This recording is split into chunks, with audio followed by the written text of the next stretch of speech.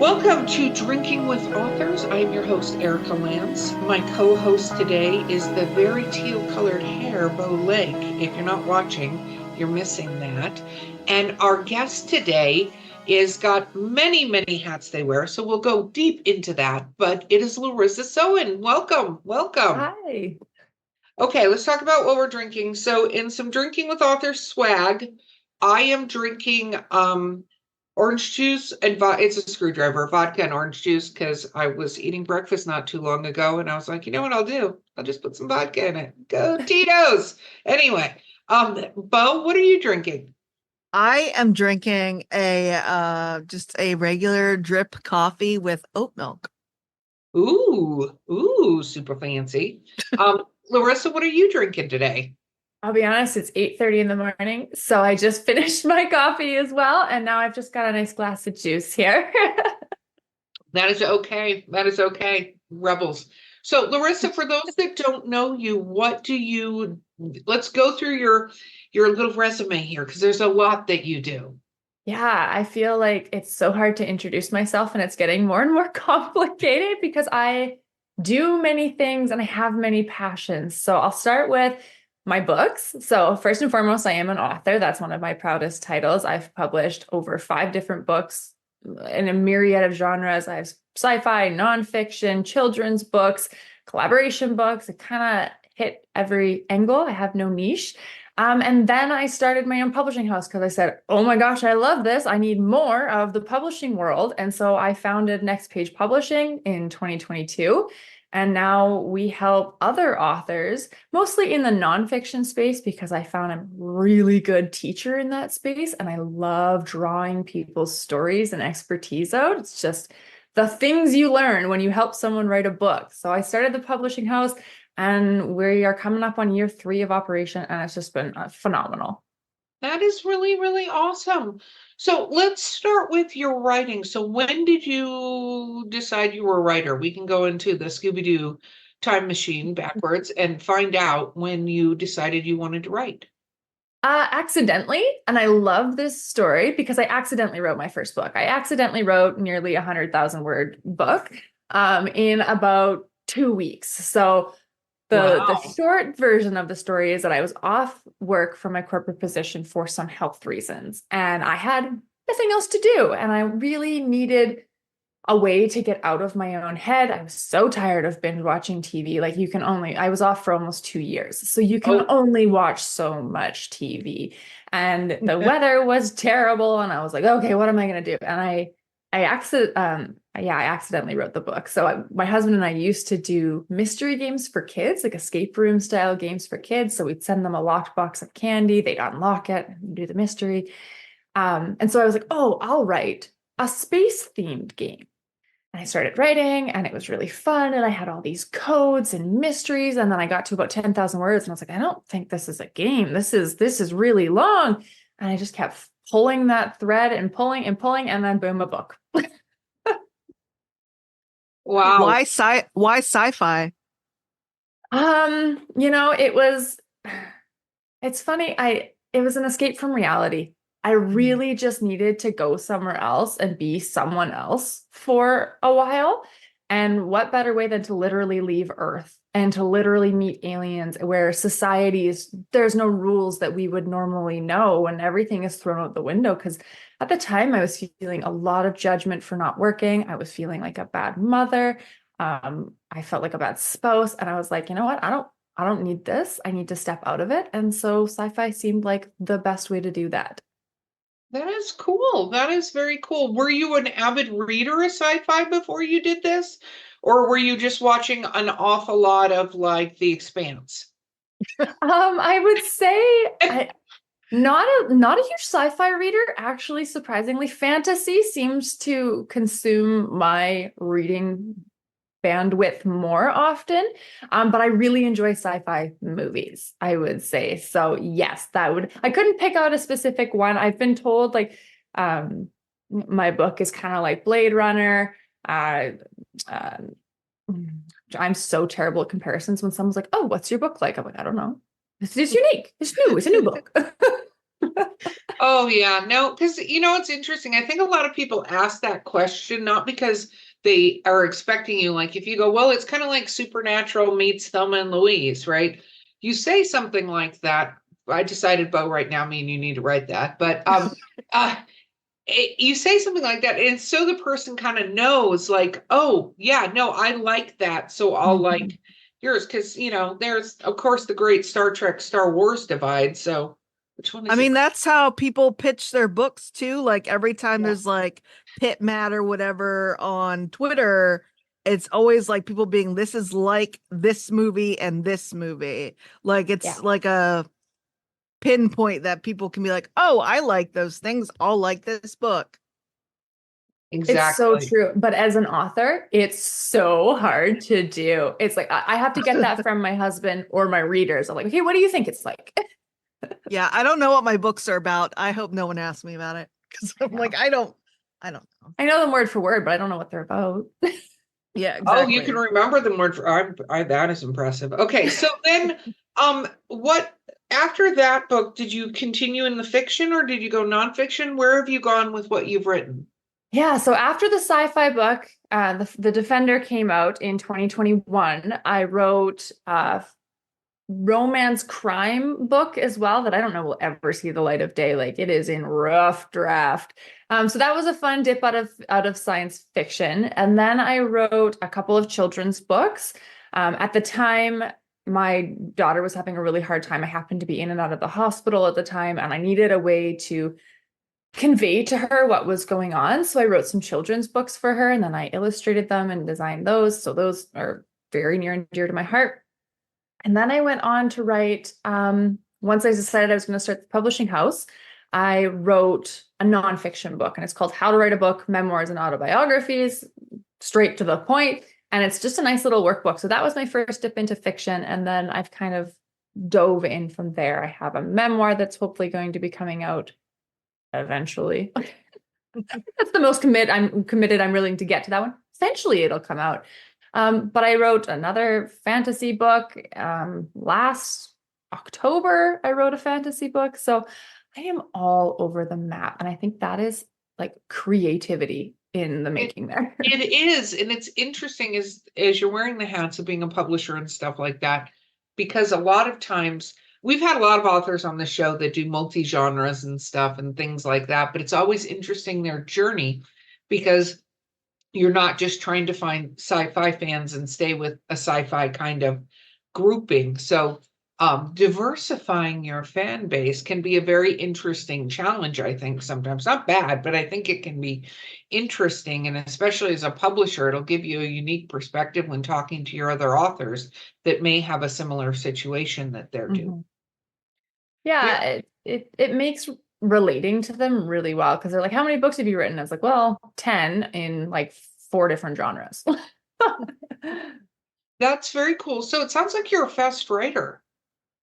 I have been told that I don't really have anything to like benchmark against. I guess I have the people that I coach and work with, but they, I try and hold them to the same standard. I can write about a chapter a week. But I have been known to disappear to Mexico for a couple of days and bang out a book.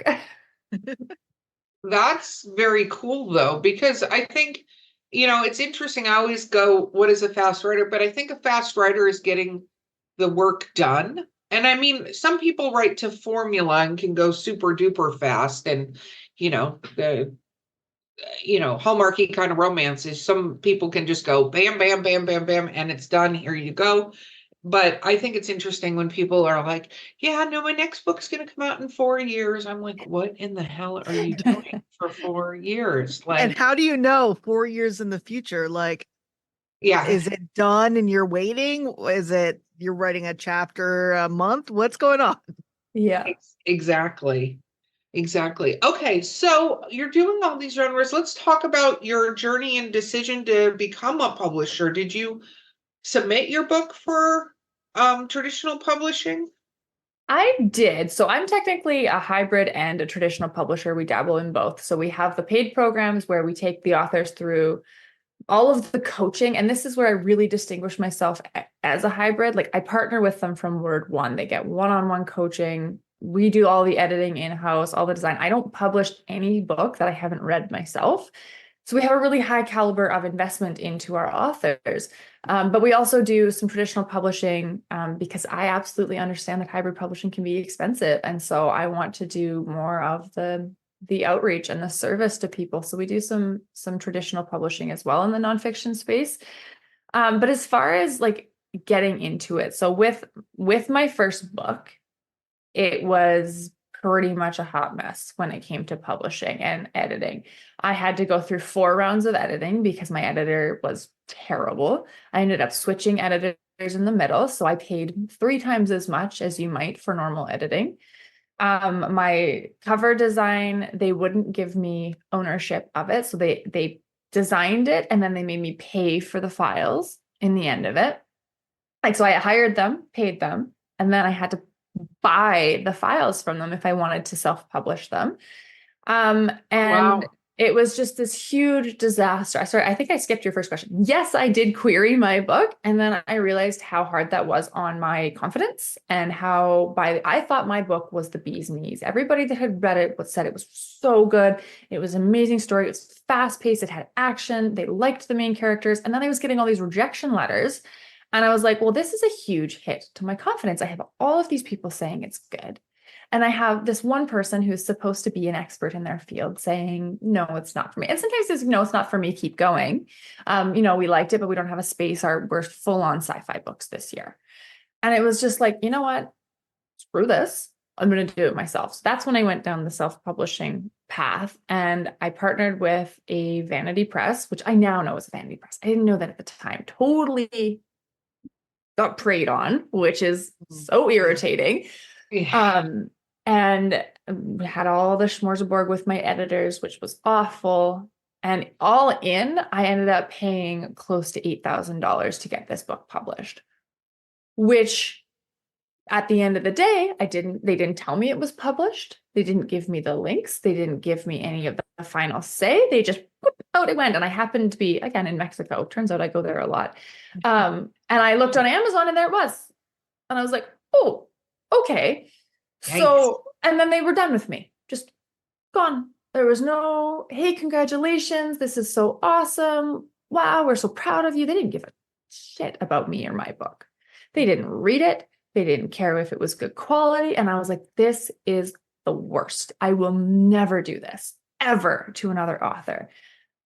And so I got real with myself. I could go back to corporate and lose my soul, or I could follow this publishing path. And I already knew I could do it better. I'm a fast learner. I observed everything that was happening. I read everything I could find, watched all the YouTube tutorials. I was like, I can do this better. And so I founded Next Page Publishing. And our motto is putting the power back in authors' hands. Everything we do is for the author. They are involved in every process. We give them multiple rounds of editing. They meet their editors. They talk. They have conversations. They meet their designers. Like, there's nothing faceless about our company. And I'm just so proud of what I've done for the authors that have come through our doors. I think that is amazing. We're publishers as well. We have Four Horsemen Publishing, and our motto was bringing a publishing apocalypse, because to your point, I think publishing, and there's traditional publishing, and even if you get a contract traditional publishing, it's usually not what you think it is. It's not like you're going to get a 5-figure check. And I say 5 instead of 6, right?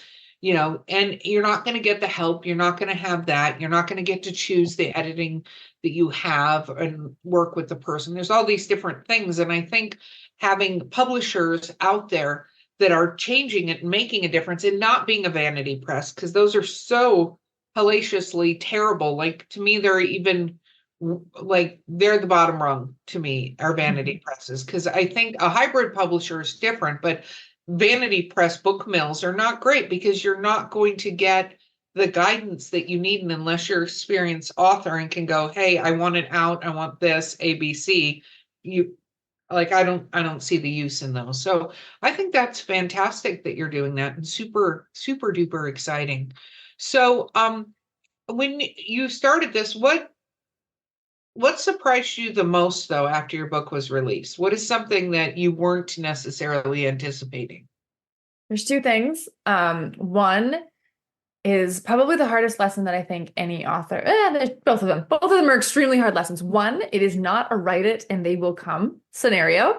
I think that was like what the vanity press kind of gave me of like, oh, you're going to be famous because they were doing all these like big name authors, right? That had these huge releases and they were famous and I was like, yay, this is going to be me. And then it was like, I haven't made a sale in 6 months. Huh. What do I need to do differently? So marketing is the bane of my existence, which is why we teach our authors how to do it. And we give them the support on how to do it, including like going out and getting media. Like, how do you get media to cover you? And it's more you, not necessarily your book, but cover you. And then that leads to your book. How do you become inviting to podcasts? How do you do that? I didn't know any of that. I just thought I'd write it and I'd be a millionaire. I'm going to be famous. They're going to make a movie out of my book. Reality check. No, it doesn't happen. So that was number one. And then the second one is once the book is released and it goes to the public, it is not my book anymore. And that is so heartbreaking to understand. It doesn't belong to me. It belongs to the readers now. All of the reviews, all of the comments, all of everything is not mine. I have a very, very thin skin. So I can't look at my reviews. I can't do any of that because it will be, like stab me in the back, like ugh, right through the heart. But once you release it, it's not yours. It belongs to the world now. No, totally. And I mean, I think authors have different abilities to read reviews. It's just whether or not you do it for the right reason. Like, I think it's important, especially if you're independently published or with somebody you can control the publishing, to look at reviews just to make sure there's nothing technical that they're saying in the reviews. Mhm. Like, hi, this person switches tenses throughout the entire manuscript.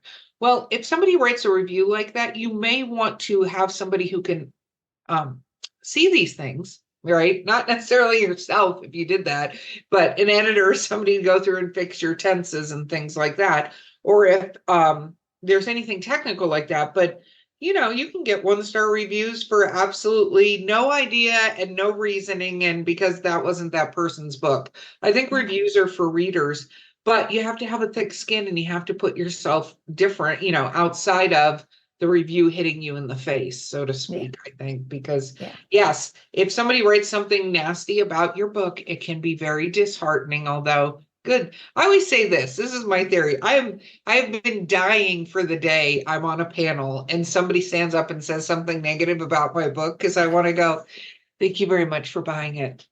Next. Like, that's, you already gave me your money. Say whatever you want to say. Like, you already did it. Thank you. I already got the royalties. I appreciate you. Moving on, like, but I think that's very, very cool. But I realized I've been monopolizing. Please ask away. You do that every time. I just I know to sit know. quietly until you remember I'm here. What was it like writing a memoir? Because I know you said you've been working on one or about to publish one. Yeah, it's I've been working, this is the longest book. All the books I write in like 2 months or less. Like, I bang them out fast. This one has taken me, I'm on about 18 months now.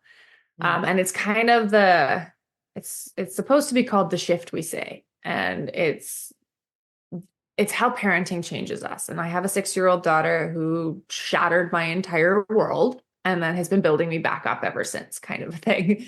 And it's just about learning to look at what they give us as children as opportunities to change ourselves, because we can't raise healthy children if we're not healthy adults, like if we're not doing the inner work. So that's what it's about, but it has been so hard.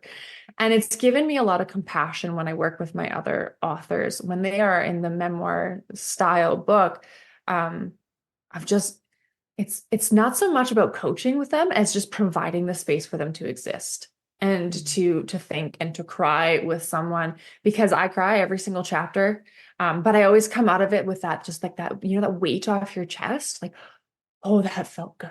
Like it's So it's like therapy. therapy. Yeah. It is so much like therapy, right? Writing is hugely therapeutic.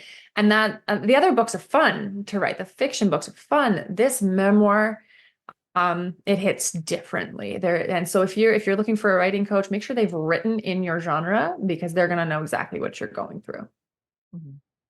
I think that's awesome. What's interesting to me is, I'm actually working on a memoir kind of part of my life right now, which has been very interesting to write, but then every now and then as I'm putting words on the page, I go, people are going to see this, and like, have you sort of at least mentally prepared yourself for, you talk about reviews and exposure, like I'm doing it, and I have my reasoning for doing it similar, a reason for doing it, not the same as you, totally different reason based on my background, but that's important to me to get those words out there. But that I think about as I'm typing sometimes, I go, potentially hundreds of thousands of people, I hope, will read this. You know what I mean? Am I And prepared? they're gonna see you like flayed open in front of them. So they're gonna see all of you. That sounds Yes. really scary. What are your thoughts, Larissa? Yeah, so I've debated publishing this one under a pen name because of that, but I'm not doing a very good job. I just said the title and I'm all me here. But there are people in my life that I don't want to hurt. And when you're doing that inner child work that I'm doing in my memoir and calling out things from my childhood and just the way we were raised, I think it's just really important to consider the voice and the angle of our opinions. Like this is my perspective of things. And I try to represent that as best I can in the books, but also at the same time, I totally agree with you, Erica. I have things that I think need to be said, especially for people my age that are going through this whirlwind of motherhood. Like it is beyond anything. And I think they need to hear those words. So maybe I'll publish it under a pen name. I don't know. But maybe one day I'll just suck it up and say, you know what, this is what it is, and have an honest conversation with the people that I think it might affect and be like, okay, I'm sorry. Other than that, I don't really care what anyone else, has to say about this topic. It's the people that are closest to me. Yes. So what I already did is I told them I was writing a book, and I told them I'm going to give them a copy of the book. I'm not putting their name. I decided to use initials, you know what I mean? In the book. But the other thing about not putting your name on it, something to consider especially when it picks up in popularity, and I'm saying when and not if, they're going to find you. And then the first question is going to be, why didn't you put your name on this?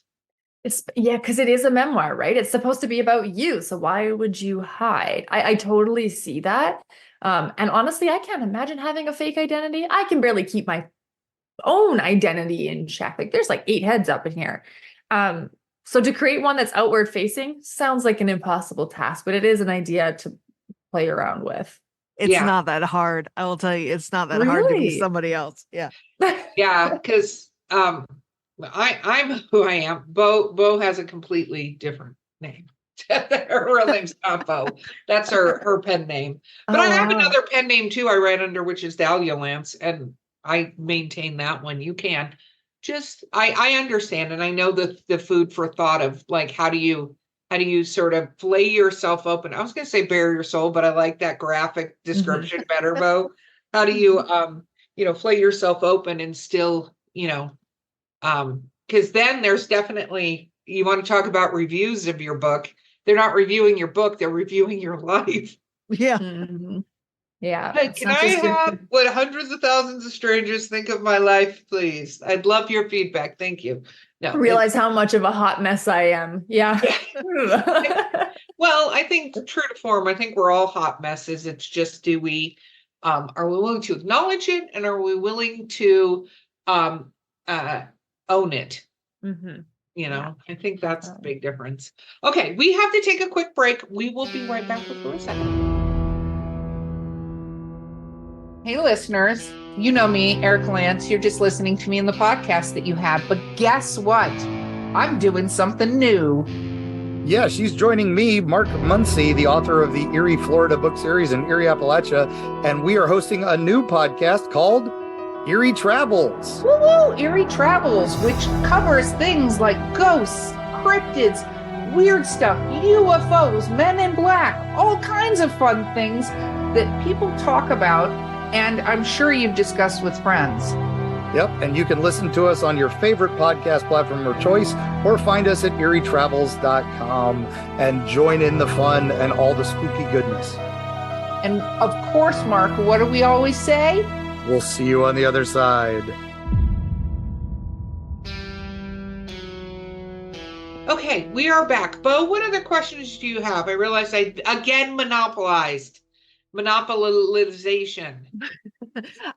I want to know about coaching. How do you go from they want to start writing to they're a successful writer? What is your process like as their coach? Yeah, that's such a good question. So we, first of all, it's all one-on-one. I don't believe in group coaching for authors because I find the author's voice gets lost amongst others, especially when they're new and they're quite open to impressions from other people. They'll hear what one person's doing, and all of a sudden they'll shift their voice because that sounds good. Or they'll see 80% of their class plowing ahead, and they're the 20% that are falling behind, and then they're demotivated and they don't write their book anymore. So we only do one-on-one coaching. I would rather hire more coaches than go to group coaching. That is my stance on group coaching. And what we do in the first couple of weeks of working together is we work on the fundamentals of the book, really understanding it. And I think this is where a lot of newbie authors don't even start, is because they don't know what starting looks like. They think they have to start on chapter 1 with a blank page, and then they just stare at the blank page.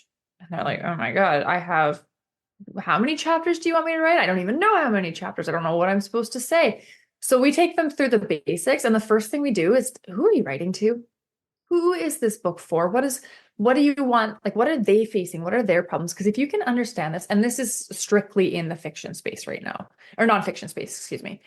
If you can understand what their problems are, what you're trying to give them, what value you're trying to give them, you can start this book. So we start with who you're writing to, and then we create the book's mission and vision statement. And so the mission statement, and I'll totally admit I always get these backwards because in my head they're one word apart, so they're interchangeable. The mission statement is what you might see on the back of the on the Amazon just page description or the back of the book. Like, what is when readers pick up your book, what are they going to get? What is the point of reading your book? What's the transformation that they're going to go through? What can they expect? And then the vision statement is a 10-word synopsis of your book. And so when you and I both said, I don't know what my book's about, my authors don't have that problem because we nail it down really early on. This is what your book is about. This is what it is. And then we create the outline. So with those 3 fundamentals in place, when we move into the actual writing phase, like I said, my authors are usually doing about a chapter a week. Some are a little bit slower. I've had people have concussions. I've had people have jaw surgery in the middle of writing together. And so like we're flexible in that way. And that's one of the things you can only get from one-on-one, right? So we're flexible. And then I've had people write their book like me in 7 weeks. And so they move really, really fast. But in that fundamentals, if you have that, you can always come back to it. So if you're feeling that writer's block, it's like, okay, what did I say I wanted to do? Who am I writing to? I usually have a picture of that person up on their computer. And then we move into the actual coaching. And the way our coaching works is I know that people say don't edit as you go. We actually edit as they go because your coach reads what you've written and then helps you formulate the next chapter. So instead of getting through your first draft, which we know first drafts are garbage fires most times, the coach works with you to flush all that out so that by the time you're done first draft, you're actually done second draft. It is actually a very well put together book and it's ready to move to editors. So we've eliminated that entire need for the author's responsibility of going back through it. And I've met many manuscripts that die after the first draft because the author is tired of looking at their book. myself included. So we partner you with your coach and we eliminate that. We edit as we go. You get feedback. So you're not making the same mistakes over and over and over again. You have consistency, you have flow, and you're doing what you said you wanted to do. That's our process. Love Very it. cool. Okay, Bo. I'm letting How you have ma- at it for the next couple questions because then we're going to go into literary briefs. Well, I had a question and you made me forget it. 'Cause how many writers are you coaching at any one time? Ooh, a lot. I love my authors. I have a really hard time saying no to people. And so we are hiring a coach right now. We just hired an admin so that I can get more into the authors. At this point, I think we have 40 authors. And I will say one of those is a collaboration book. So one project is 15 authors. That's one of our traditional projects where we are paying the author to contribute to the book. So that's 15 of our authors. And then, yeah, we have about another 25 that are at various stages of their book. And Very, that's top end. that's really neat. As far as publishing goes and doing the covers and things like that, what advices and stuff do you give authors as you're going through the process with them? It depends on the author. Honestly, some people come in and they know exactly what their cover is going to look like. Like I had a woman come to me and she's like, I have a painting on my wall. I know the artist. I want to use it. And so we got the distribution rights from the painter and that was our cover. And so super simple, super easy. I could do it myself. Like I'm not a pro designer, but I can do some designing. So we did it ourselves. And then you have other people come in and they cannot nail down what they want their book to look like. So that's when we start doing market research. What's happening in your genre? How do we stay ahead of what's happening in your genre? What's happening in fiction space right now with the house of this and this, and all the covers are exactly the same. It's like, okay, we can't do that anymore because you're gonna disappear into the flood. So we look at what's happening and then we try and step one step ahead of that of like, where is the market going? How do we still keep people interested? And in the nonfiction space, it's really important to be on brand. So a lot of the people we work with, they will have brand colors and they will have brand fonts and logos and things like that. So we have to figure out how to incorporate all that into the book. So a lot of times, like if I'm doing the design myself, I love to sit down with the author and we go, okay, let's bang out the intricacies. Like again, it's power in the author's hands, right? I want them involved. And then other times when it's beyond my head, it's like, okay, let's bring in the designer, the pro, right? Let's bring them in and show them what we're thinking, give them a rundown of what the book is, who the book is for. Because again, who that book is for is going to tell you, well, what colors. If you don't have brand colors, are they like the pink girly girls? Are they the more into the blues? Are they rainbows? Like, what is it that the reader is looking for that you're trying to attract? So there's a huge psychology around cover design because it's first impressions, right? No, absolutely. I agree. And I'm glad you said the point of kind of looking at what's happening in things, because I think, you mentioned the painting on the wall, and that's great if it goes with the genre and it goes with what you're trying to say. But authors sometimes are like, I want to use this photo from my grandmother. And you're like, cool, but you wrote a sci-fi book.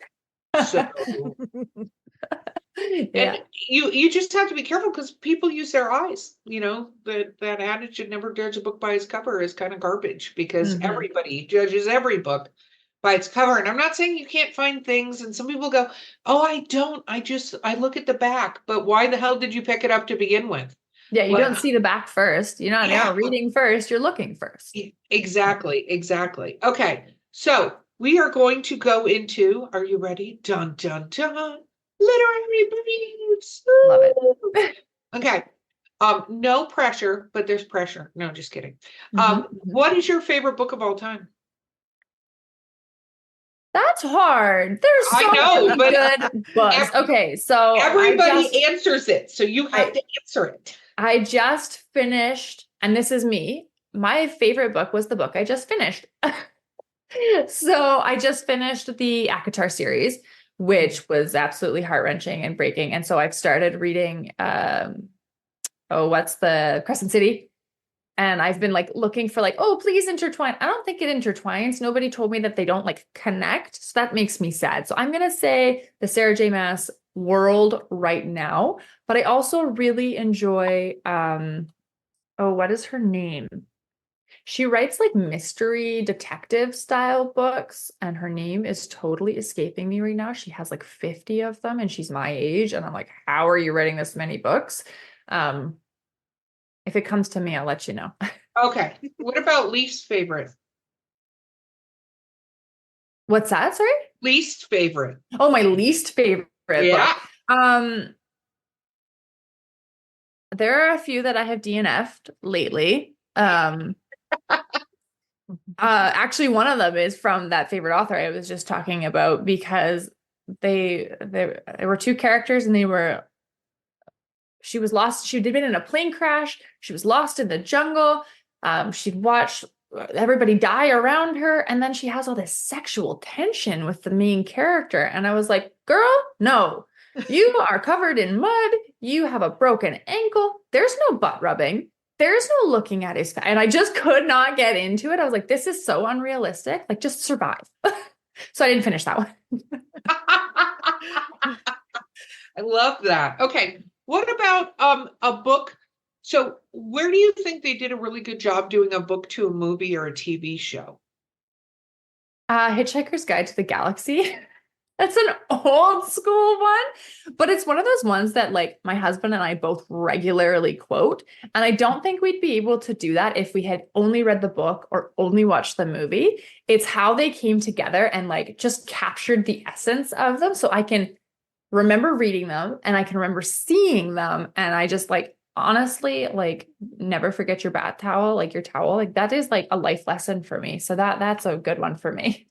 Yes, there's a British, so Douglas Adams actually wrote the script to a British like TV show that they did, or series, just so you know, Hitchhiker's Guide to the Galaxy, that is hysterical. Really And it was done in, I want to say like the late 70s, early 80s. So it's got like a cheese factor, but I think it's like 8 parts. You can get it on DVD, and also I think it's on Amazon Prime. But you should, if you're a fan, because I'm a huge fan, of Hitchhiker's Guide to the Galaxy, I would watch that, because I think they did such a great job with the characters. Not that they didn't in the movie. I thought how they cast that and everything was really well done, but in the TV show, it's a bit ridiculous, and the Vogons are hysterical in the TV show. I'll check it out. Yeah, no, that would be good. What about the opposite? Where do you think they did not do such a great job? Twilight. I mean, come on. Can't we all just agree on that one? Like that one, I mean, maybe it could have been good if the casting had been different, but the books themselves were not super strong. As a 12-year-old girl, I was all in.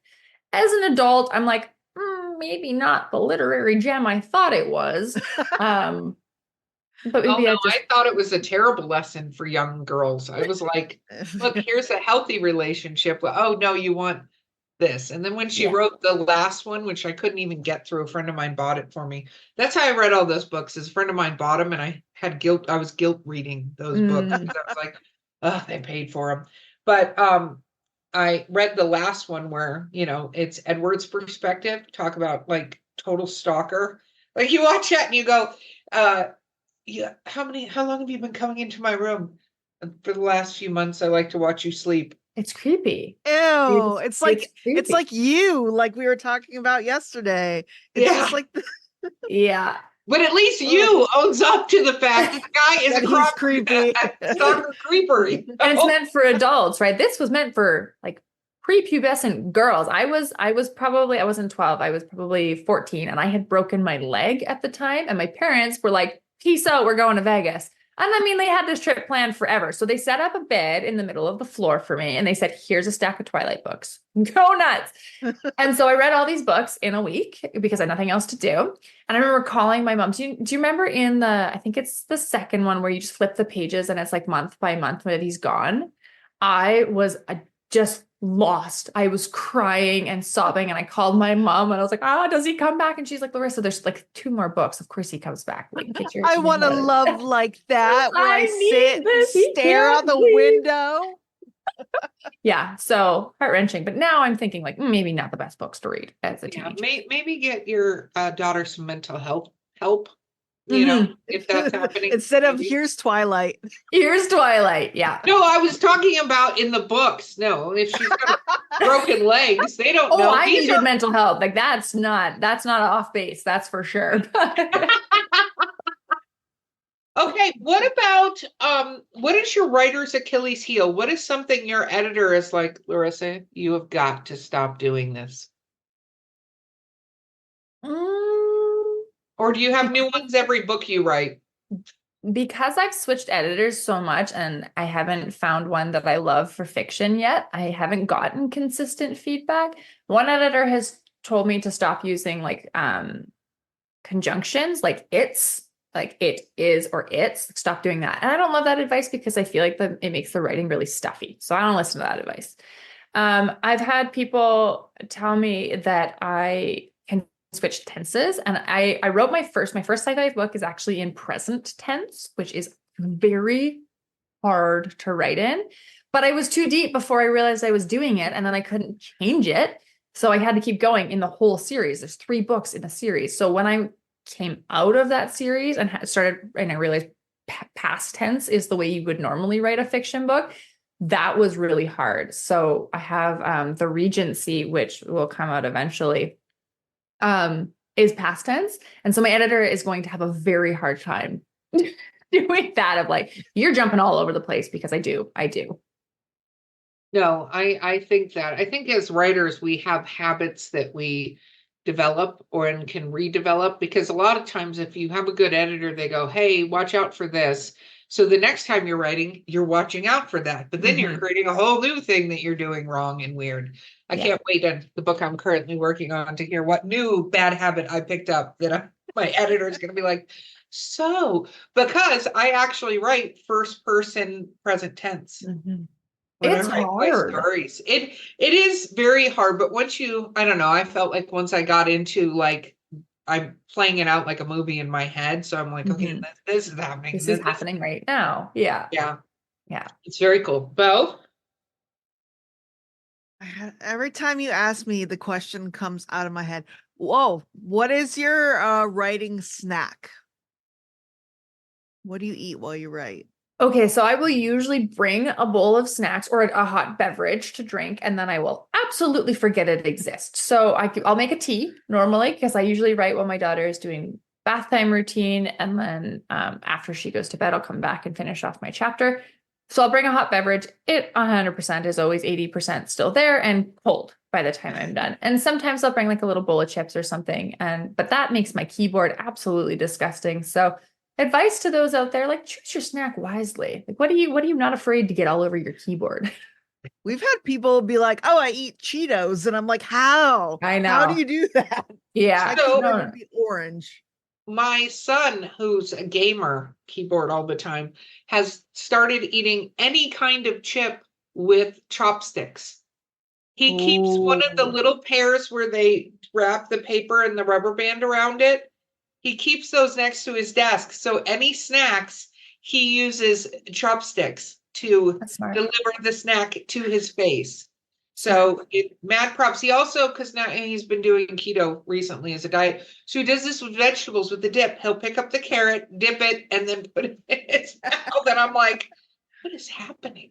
But it's so funny to watch because he's like 6'4", this giant dude, right? With his little chopsticks. Especially when there were potato chips, it was ridiculous. So authors out there, get some chopsticks, the little kind with the rubber band on the end, so you don't lose them or misplace them or go through a whole thing. You got to be able to just reach over. Yeah. Non-messy snacks. What about your favorite? You said warm beverage. What kind of warm beverage do you do?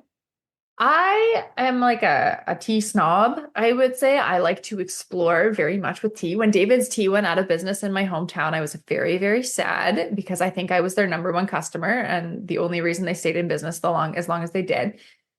So I will just try like anything. I like black teas, green teas, oolong teas. And then I will get bored of it because I have ADHD and I'll move on and I'll try a new tea. And so I have an entire it's like one of those rolling islands that I have my tea maker on. I have all my cups. It says coffee and tea up top. Like it's a whole little station. And I'll just pick my tea for the day. And then I either like it. And if I don't, it goes into the not my favorite back corner, which I empty about once every year because, ugh. And then I move on. I love that. I'm a tea snob as well.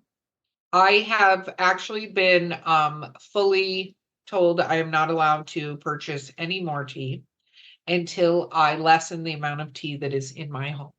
So I've been working on that for months now because there was a lot of boxes and he's like, does tea go bad? And I'm like, I think it probably does eventually go bad. It goes stale. That would be my guess. Is it goes stale. Well, he was like, you've had this for 4 years and you haven't opened it. And I'm like, fine. Okay. And I'm like, exactly how far down on my tea do I have to get before I'm allowed to buy more tea? And I'll go into stores that have amazing tea. And he's like, nah. It's kind of like the coffee cup rule. I have an exact amount of coffee cups I'm allowed to have. And if I get a new one, like I did the other day, I have to get rid of my other coffee cup. He's like, these 2 shelves. And then I have these things that hang on the wall. He's like, you have like 50 coffee cups here and you don't even use most of them. But they're all special. They all mean something. It's decor now. You just have it for your kitchen to look nice. You don't need to drink out of them. I was told him I was going to put up 2 more shelves because I have 4. I'm like, I think I'm going to put 2 more. And he's like, no, you're not. Fine. So we have a TBR list and we have a TBD list, to be drunk. It's both. Yes. Yeah. No, super fun. Okay. What about if you could travel to any literary world, would you travel to Akhtar? Where would you go?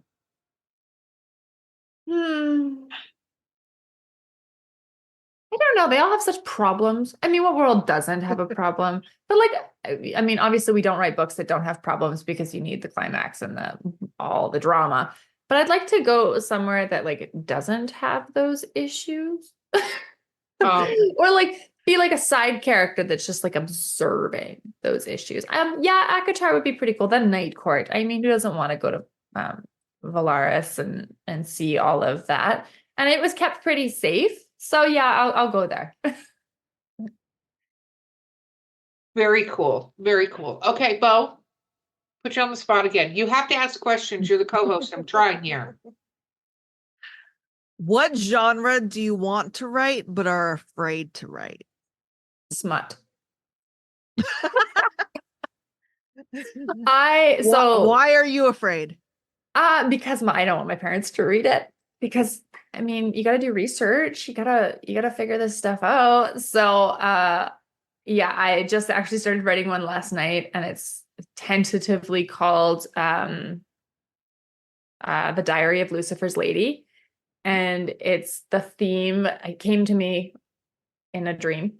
Is like she starts sleeping with the devil, basically, and he just like sexually awakens her in all of these different ways, and it's like cataclysmic in her little world.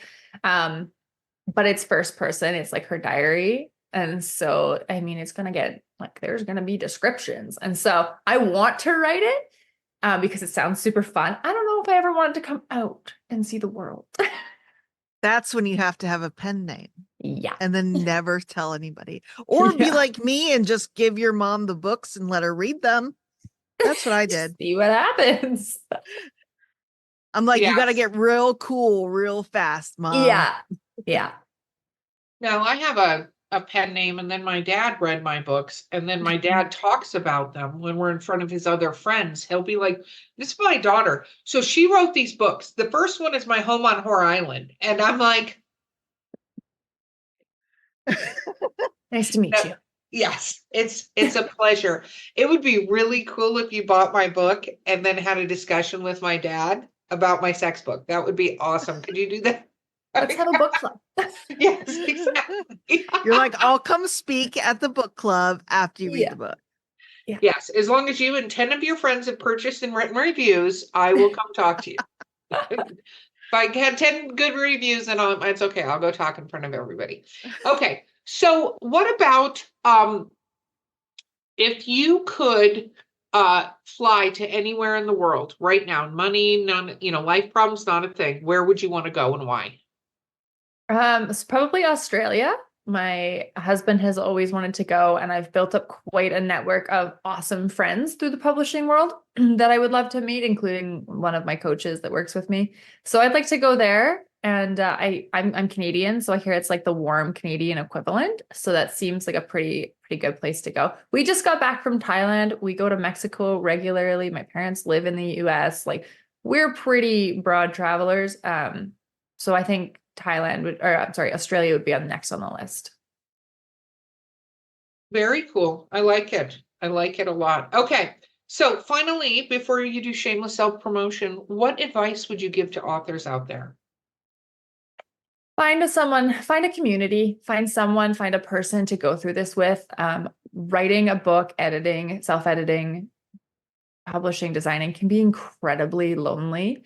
Even if you do go the traditional route, like you said earlier, it is not what it used to be with the relationships between publisher and author. So find a community, find a person. That's why I do what I do in the one-on-one space. It's because I want that author to never feel alone, to feel like they are validated, they are worthy, they are confident. And when they are not those things, I am those things for them. That would be my biggest advice.